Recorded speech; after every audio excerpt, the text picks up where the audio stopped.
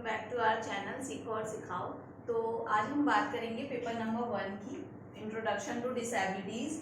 Introduction to disability में हम लोग करेंगे unit 3 definition types and educational needs of children with disability, जिसमें जो है 5 सब यूनिट्स हैं। आज हम डिस्कस करेंगे 3.1 मेंटल इलनेस, इसके definition and types. Mental illness क्या है, इसकी क्या डेफिनेशन है और इसके क्या टाइप्स है, वो जो है हम आज डिस्कस करेंगे।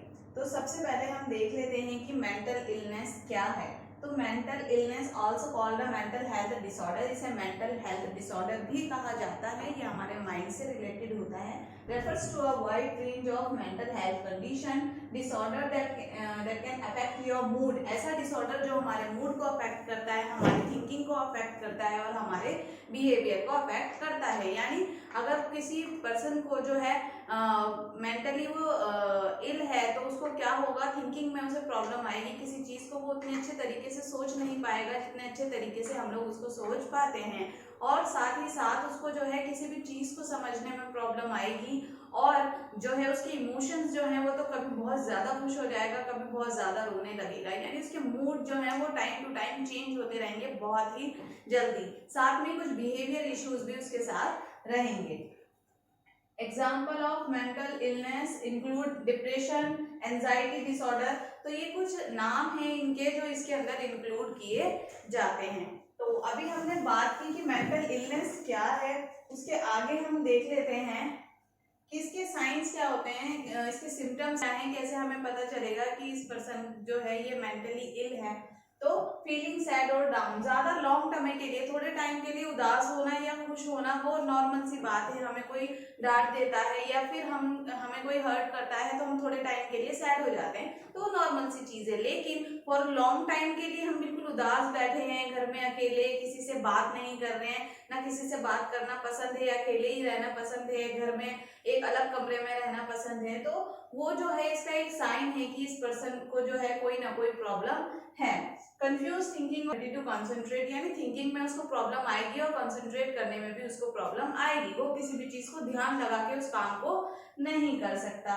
फियर बहुत ज्यादा होगा, वरीज यानी किसी भी चीज को लेके बहुत ज्यादा चिंता करना और या फिर डरा डरा रहना, तो ये भी इसका एक जो है साइन है, सिम्टम है। मूड चेंज जो है बहुत ज्यादा चेंज होता है। मूड कभी एकदम से हंसने लग रहे हैं, फिर एकदम से रो रहे हैं, उदास हो गए, चीखने लगे, तो मूड बहुत ज्यादा चेंज होना, ये भी इसका एक साइन है।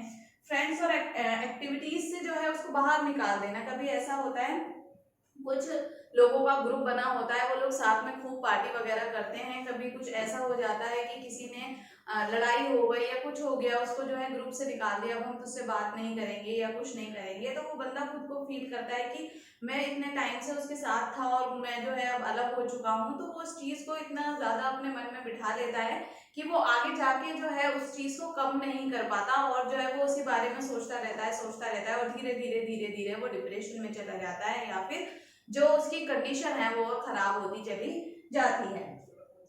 टायर्डनेस, लो एनर्जी और प्रॉब्लम स्लीपिंग, यानी बहुत ज्यादा थका हुआ महसूस करना और सोने में परेशानी होना। या फिर ऐसा होता है कुछ लोग ऐसे होते हैं जिन्हें ये दिक्कत आती है, लॉन्ग टाइम के लिए सोते रहते हैं, या तो बहुत ज्यादा सोएंगे या फिर बहुत कम, या तो रातों को नींद ही नहीं आएगी या फिर बहुत ज्यादा नींद आएगी।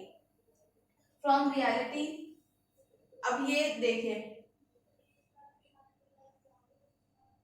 ठीक है, तो इसमें देखिए अगर जैसे ऐसा होता है कि हम किसी पर्सन से बहुत ज्यादा अटैच हैं और एकदम से हम उससे अलग हो गए, तो क्या होता है हमारे अंदर एक डर बैठ जाता है कि अभी ये बंदा मुझे छोड़ के चला गया और जो है मैं आगे कुछ नहीं कर सकती और मैं जो है बहुत ज्यादा उदास रहने लगूंगी, मैं किसी से बात नहीं करूंगी।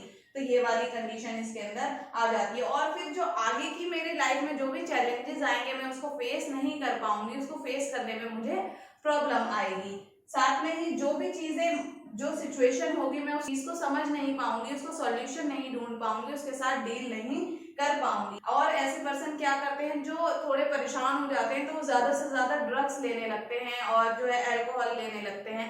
तो इन चीजों का वो ज्यादा, क्योंकि उससे उनको लगता है कि उनकी बॉडी रिलैक्स हो गई, उनका माइंड रिलैक्स हो गया, खुद को शांत महसूस करने लगते हैं, तो वो ज्यादा से ज्यादा ड्रग्स और अल्कोहल लेना भी स्टार्ट कर देते हैं। Major changes in eating habit, eating habits में चेंज हो जाना, यानी बहुत ज्यादा खाने लगेंगे या खाना ही बंद कर देंगे इस तरीके से। तो ये सारी चीजें जो हैं इसके क्या है, साइन है और हैं इसके सिम्टम्स हैं मेंटल इलनेस के। अब बात आती है रिस्क फैक्टर क्या है इसका, कि किस टाइम पे रिस्क होता है कि हाँ मेंटल इलनेस कंडीशन हो सकती है। तो is a blood relative such as a parent, ऐसा भी है कि पेरेंट्स को अगर ये दिक्कत है तो बच्चों में भी होगी, ठीक है। तो ये भी एक कारण हो सकता है। Stressful life situation such as, जैसे अगर लाइफ में बहुत ज्यादा स्ट्रेस है, जो है हमारी जो डेली लाइफ है वो अच्छे से नहीं चल रही है, घर में बहुत टेंशन है, पैसों की परेशानी है, या घर का माहौल ऐसा नहीं है कि बच्चे को या किसी भी बड़े को जो है हेल्दी एनवायरनमेंट मिले और वो जो है आगे सरवाइव कर सके। तो यानी अगर सिचुएशन कैसी है, स्ट्रेसफुल लाइफ है, तो उससे जो है उसकी मेंटल हेल्थ पे इफेक्ट पड़ेगा। And going chronic medical condition such as diabetes, तो ये कुछ डिजीज हैं जिनकी वजह से भी जो है ऐसी कंडीशन हो सकती है। ब्रेन का हमारे डैमेज हो जाना किसी एक्सीडेंट से या किसी दूसरे तरीके से, तो उसमें भी जो है ऐसा रिस्क है, ऐसा हो सकता है कि उस पर्सन को जो है मेंटली इल वो हो जाए या उसको आगे जाके दिक्कत हो। वही अब बाकी की चीजें वही आ गई जो अभी हमने पीछे डिस्कस करी हैं, ठीक है। तो अगर ज्यादा से ज्यादा अल्कोहल ले रहे हैं तो उसमें भी जो है ये भी इसका एक कारण बन सकता है कि उस पर्सन को आगे जाके जो है मेंटल इलनेस की कंडीशन आ जाए, उसको मेंटली प्रॉब्लम जो है वो फेस करने को मिले। साथ ही साथ जो है अगर कोई बच्चा है, कोई छोटी उम्र से ही उसको जो है उसके साथ कोई ऐसी घटना घटी है जिसको वो भूल नहीं पाया और आगे जाके जो है वो जब बड़ा होता है 18 साल के बाद, तो उसको मतलब वो चीज वो देखता है कि हाँ मेरे साथ बचपन में ऐसा हुआ था, आज तक होता जा रहा है होता जा रहा है। तो जब वो उस एज पे पहुंचता है तो वहां जाके वो फील करता है कि मेरे साथ क्या हुआ, और वो खुद को इतना ज्यादा उस चीज को लेके सोचने लगता है कि खुद को समाज से अलग करना शुरू कर देता है और खुद ही खुद में खोने लगता है और दूसरों से अलग रहने लगता है, डिप्रेशन में चले जाता है और जो है उसके मूड चेंज होने लगते हैं और कुछ इरिटेट होने लगता है। तो ये भी जो है इसका एक कारण हो सकता है। और अगर बहुत ही कम फ्रेंड्स हैं, अगर क्योंकि हमारे फ्रेंड्स अगर लिमिटेड होंगे 2 और 3 और 1, तो क्या होगा, हम अपनी बात को सिर्फ उनसे ही कह पाएंगे, बाकी सबसे नहीं कह पाएंगे, या अगर वो बिजी हैं तो हम किसी और से बात भी नहीं कर पाएंगे। तो इस कंडीशन में क्या होता है, हम अपनी फीलिंग्स को हम जो फील करते हैं वो हम एक्सप्रेस नहीं कर पाते। तो जब बंदा अपनी फीलिंग को, अगर वो उदास है, परेशान है, अगर वो किसी से एक्सप्रेस नहीं करेगा तो उसकी जो फीलिंग्स हैं वो अंदर ही दब जाएंगी और वो धीरे धीरे धीरे धीरे इतनी ज्यादा हो जाएंगी कि वो बंदा जो है खुद परेशान होने लगेगा।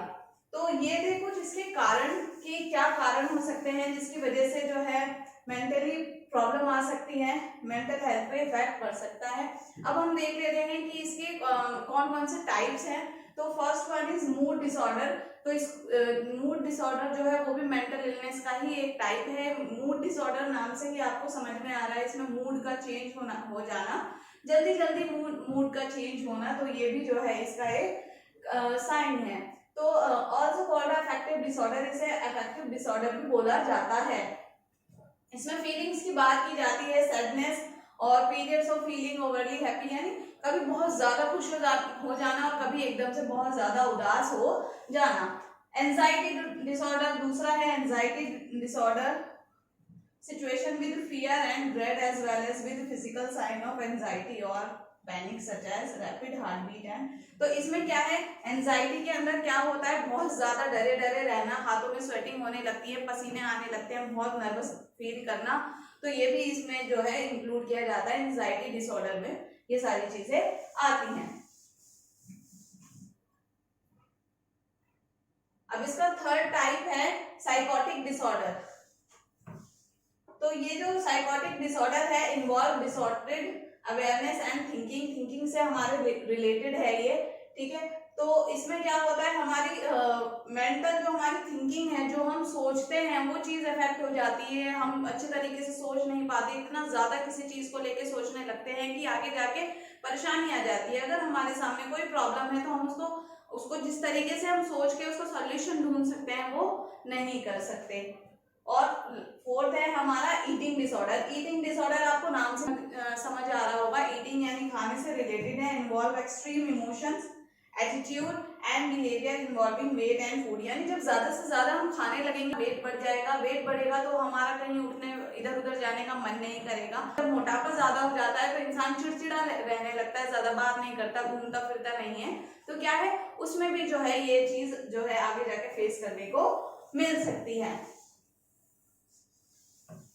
साइकोटिक डिसऑर्डर में क्या होता है कि जो इमेजेस और जो साउंड नहीं है वो चीजें भी दिखाई देने लगती है, सुनाई देने लगती हैं। आपने देखा होगा कुछ केसेस में कुछ लोग कहते हैं कि मुझे वो दिख रहा है, मुझे उसकी आवाज आ रही है। तो ये सारी चीजें किसके अंदर आएगी? साइकोटिक डिसऑर्डर के अंदर आएंगी। यानी हम सोचने लगते हैं किसी भी चीज को अलग तरीके से। उसके बाद है personality disorder. Fifth one, personality disorder. People with personality disorder have extreme and inflexible personality trait that are distressing to person and cause problem in work। यानी इतना ज्यादा कोई भी पर्सन जो है इतना ज्यादा स्ट्रेस लेने लगता है, वो इतना परेशान हो जाता है कि जहां वो वर्क करता है उस अपने वर्किंग प्लेस पे भी वो जो है खुद को सेफ या फिर वो जो इन्वायरमेंट है उसके लिए वो हेल्दी नहीं रह जाता, वो वहां पे भी बहुत ज्यादा डिस्टर्ब रहने लगता है और अपने काम में जो है वो ध्यान नहीं लगा पाता। तो यानी वहां पे जाके उसकी पर्सनालिटी इफेक्ट हो रही है, तो इसलिए इसको क्या बोला गया है? पर्सनालिटी डिसऑर्डर बोला गया है। उसके बाद है post traumatic stress disorder, PTSD. इसको नाम से ही आपको समझ में आ रहा होगा, पोस्ट ट्रॉमेटिक डिसऑर्डर। यानी कोई ऐसी घटना हो गई जिसके बाद जो है वो मेंटल इलनेस की कंडीशन आ गई। जैसे कि कोई भी चीज, यानी हम जैसे किसी से प्यार करते हैं या किसी के साथ हम बहुत ज्यादा अटैच है, मदर फादर या कोई भी पर्सन जिससे जो है हम लव करते हैं या कुछ, अगर उस पर्सन की डेथ हो जाती है या फिर वो हमारी लाइफ से चला जाता है, जैसा कि आजकल के टाइम में बहुत ज्यादा आपको देखने को मिलता है, यंग एज में ही जो है एक दूसरे का अट्रैक्शन हो जाता है गर्ल्स एंड बॉयज में। उसके बाद जो है जब उनका ब्रेकअप होता है तो कुछ लड़कियां या कुछ लड़के जो है बहुत ज्यादा डिप्रेशन में चले जाते हैं और उनका मूड बहुत ज्यादा चेंज होने लगता है, वो खुद को अलग रखने शुरू कर देते हैं और किसी से ज्यादा बात नहीं करते, यानी खुद ही खुद में खोए रहते हैं। और कुछ टाइम पे ऐसी कंडीशन बन जाती है, वो इतने ज्यादा परेशान हो जाते हैं कि वो सुसाइड जैसी चीजें भी करने के लिए तैयार हो जाते हैं। तो ये है पोस्ट ट्रॉमेटिक स्ट्रेस डिसऑर्डर। यानी नाम से आपको समझ में आ रहा है कोई ऐसी चीज हो गई उसके बाद जो है वो डिसऑर्डर हुआ हो, या फिर किसी नेचुरल डिजास्टर की वजह से उसने किसी अपने को खो दिया, या कोई भी ऐसी घटना हो गई जिसकी वजह से जो है वो टेंशन लेने लगा, बहुत ज्यादा सोचने लगा और वो जो है धीरे धीरे धीरे धीरे उसकी जो कंडीशन थी वो खराब होती गई और वो मेंटल इलनेस की कंडीशन बन गई। तो ये थे हमारे मेंटल इलनेस के टाइप जो आज हमने डिस्कस करे, और मेंटल इलनेस क्या है उसके बारे में हमने जाना। तो आज का जो सेशन था हमारा यहीं समाप्त होता है। तो thanks for watching me and हमारे चैनल को लाइक और शेयर करना ना भूलें। आज के लिए बाय बाय।